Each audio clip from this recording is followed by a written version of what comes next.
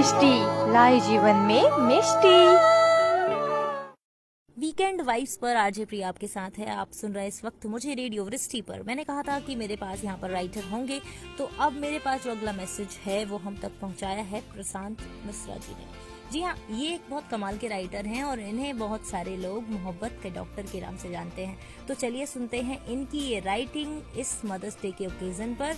बने रहिए मेरे साथ यहाँ पर रेडियो वृष्टि पर। आइए आपको सुनाती हूँ उनकी भेजी हुई ये कविता।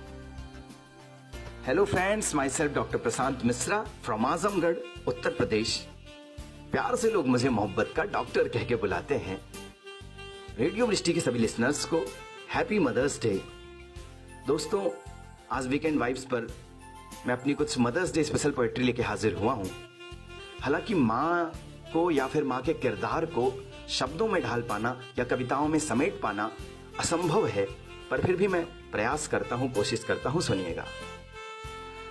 निश्चलता का प्रारूप है माँ इस धरती पर, स्नेह का सच्चा स्वरूप है माँ इस धरती पर।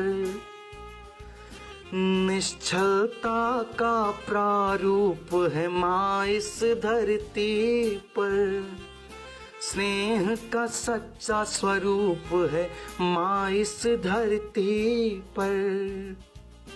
दुनिया में माँ के जैसा कोई इंसान नहीं, दुनिया में माँ के जैसा कोई इंसान नहीं। भगवान का दूजा रूप है माँ इस धरती पर, भगवान का दूजा रूप है माँ इस धरती पर। दोस्तों, इस दुनिया में प्यार का अगर कोई सबसे अच्छा और सबसे सच्चा एग्जाम्पल है तो वो माँ और बच्चे के बीच का प्यार है। और एक बच्चे को सबसे ज्यादा प्यार अगर किसी से होता है तो वो अपनी माँ से होता है। और क्यों होता है? क्योंकि माँ का हृदय तो बहुत ही कोमल होता है, माँ का हृदय तो बहुत ही कोमल होता है। माँ की दुआ में बहुत अधिक बल होता है, माँ का हृदय तो बहुत ही कोमल होता है। माँ की दुआ में बहुत अधिक बल होता है।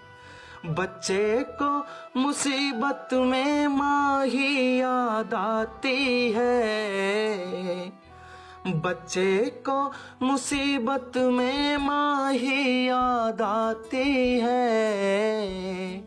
क्योंकि माँ के पास में हर परेशानी का हल होता है, माँ के पास में हर परेशानी का हल होता है।